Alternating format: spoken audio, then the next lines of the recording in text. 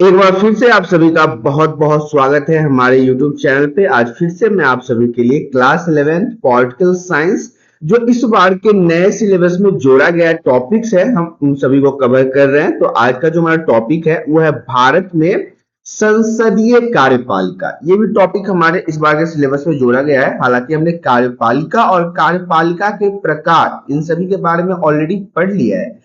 यदि आपने उन वीडियोस को नहीं देखा तो जरूर देखें, जो आपके लिए बहुत ही महत्वपूर्ण है।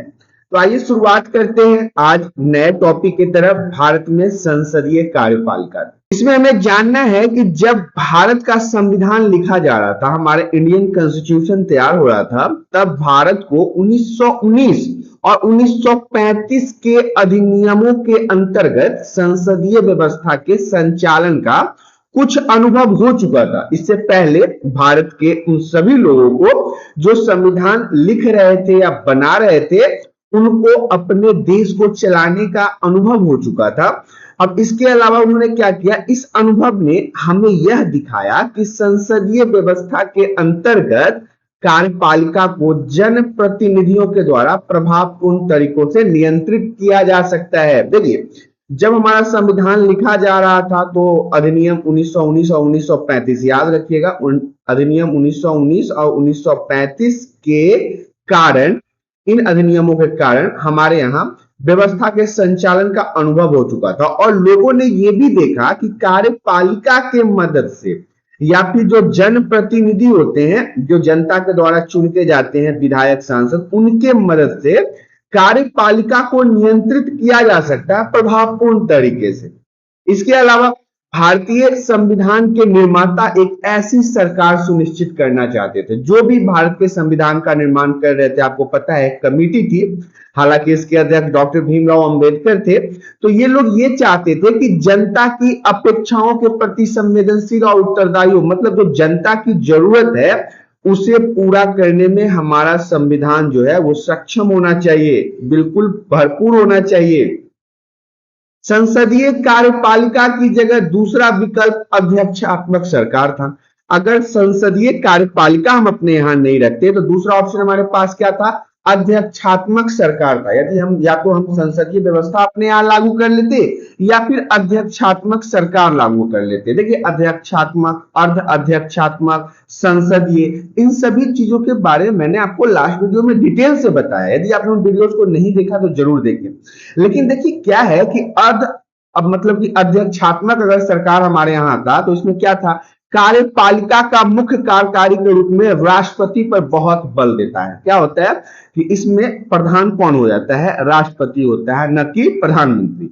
और उसे सभी शक्तियों का स्रोत भी माना जाता है। जो राष्ट्रपति होता है वही मेन लीडर हो जाता है, वही सभी शक्तियों का स्रोत हो जाता है। किसमें, अध्यक्षात्मक कार्यपालिका या सरकार। अध्यक्षात्मक कार्यपालिका में क्या होता है, व्यक्ति पूजा का खतरा बना रहता है। एक ही लोगों के पीछे लोग सभी भागने लगते हैं और संविधान निर्माता ऐसी सरकार चाहते थे, जो हमारे भारत के संविधान निर्माता थे वो ऐसी सरकार चाहते थे जिसमें एक शक्तिशाली कार्यपालिका हो, कार्यपालिका को काफी शक्ति दिया जाए, लेकिन साथ ही साथ उसमें व्यक्ति पूजा का पर्याप्त अंकुश लगाओ। मतलब ये नहीं कि किसी एक व्यक्ति का बहुत ज्यादा मान सम्मान होना शुरू हो जाए, उसी की पूजा होना शुरू हो जाए। तो संसदीय व्यवस्था में ऐसी अनेक प्रक्रियाएं हैं जो यह सुनिश्चित करती है कि कार्यपालिका विधायिका या जनता के प्रतिनिधि के प्रति उत्तरदायी होगी और उसमें नियंत्रण भी होगा। देखिए, यहाँ पे हमारा जो संविधान है, वो संविधान जो है वो कई प्रकार से बताता है कि जो कार्यपालिका है या विधायिका है या जो जनता के प्रतिनिधि हैं वो उत्तरदायी हैं जनता के लिए। उन्हें जनता का काम करना होगा, जनता के प्रश्नों का जवाब देना होगा, जनता की बातों को सुनना पड़ेगा ताकि वो उसे नियंत्रित कर सके। इसीलिए संविधान में क्या हुआ, राष्ट्रीय और प्रांतीय दोनों ही स्तर पर संसदीय कार्यपालिका की व्यवस्था को स्वीकार किया गया। देखिए, राष्ट्रीय और मतलब आप कह सकते हैं प्रांतीय, मतलब राज्य के लिए भी और केंद्र के लिए भी, दोनों के लिए क्या स्वीकार किया गया, संसदीय कार्यपालिका स्वीकार किया गया। इस व्यवस्था के अंतर्गत राष्ट्रपति भारत के राज्य का औपचारिक प्रधान होता है।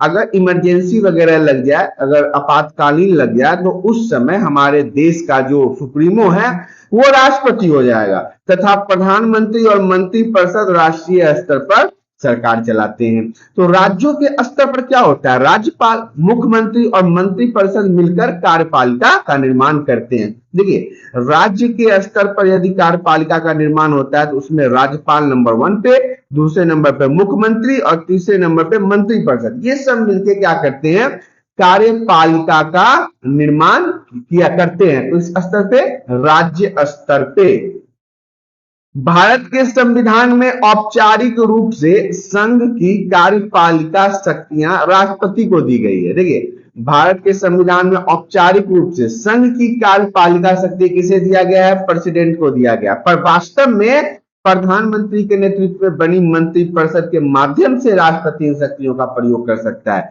यहां पे आप समझ सकते हैं कि सरकार का प्रधान कौन होता है, सरकार का हेड कौन होता है, प्राइम मिनिस्टर, प्रधानमंत्री। तो अगर राष्ट्रपति को भी अपनी इन शक्तियों का यदि प्रयोग करना है तो वो प्रधानमंत्री से सामंजस्य और बातचीत करके ही कर सकते हैं। राष्ट्रपति 5 वर्ष के लिए चुना जाता है, इंपॉर्टेंट है, 1 नंबर में अक्सर पूछा जाता है, याद कर लीजिए। राष्ट्रपति का जो कार्यकाल अवधि होता है वो 5 साल का होता है। राष्ट्रपति पद के लिए सीधे जनता के द्वारा निर्वाचन नहीं होता, मतलब जो भारत के नागरिक होते हैं वो डायरेक्ट वोट नहीं देते राष्ट्रपति को। राष्ट्रपति का निर्वाचन जो है अप्रत्यक्ष तरीके से होता है, और ये कौन करते हैं, ये करते हैं सांसद। राष्ट्रपति का निर्वाचन आम नागरिक नहीं बल्कि निर्वाचित विधायक और सांसद करते हैं, मतलब जनप्रतिनिधि करते हैं। यह निर्वाचन समानुपातिक प्रतिनिधित्व प्रणाली और एकल संक्रमणीय मत के सिद्धांत के अनुसार होता है। अक्सर एग्जाम में पूछा जाता है, बहुत ही इंपॉर्टेंट है, याद रखिएगा। राष्ट्रपति का निर्वाचन आम नागरिक के द्वारा नहीं बल्कि जो जनप्रतिनिधि निर्वाचित होकर जाते हैं, जिन्हें हम विधायक या सांसद कहते हैं, इनके द्वारा होता है। यह निर्वाचन कैसे होता है, समानुपातिक प्रतिनिधित्व प्रणाली के द्वारा होता है या एकल संक्रमणीय मत के सिद्धांत के अनुसार होता है। केवल संसद ही राष्ट्रपति को महाभियोग की प्रक्रिया द्वारा उसके पद से हटा सकती है। जो सांसद सब होते हैं वही राष्ट्रपति को महाभियोग लगाकर उनके पद से हटा सकते हैं। इस प्रक्रिया के लिए संसद में विशेष बहुमत की जरूरत पड़ती है। अगर बहुमत प्राप्त हो गया तो फिर इन्हें इनके पद से हटाया जा सकता है। महाभियोग केवल संविधान के उल्लंघन के आधार पर ही लगाया जा सकता है। देखिए अगर राष्ट्रपति को राष्ट्रपति के पद से हटाना है तो एक तो संसद जो है वो महाभियोग लगा के इन्हें इनके पद से हटा सकती है। दूसरा, यदि ये राष्ट्रपति जो पद पे आसीन है वो संसद के अंदर या फिर संविधान के किसी कार्य के प्रति उल्लंघन करते हैं, उनको मानते नहीं है, तो ऐसे में इनको महाभियोग लगा के हटाया जा सकता है।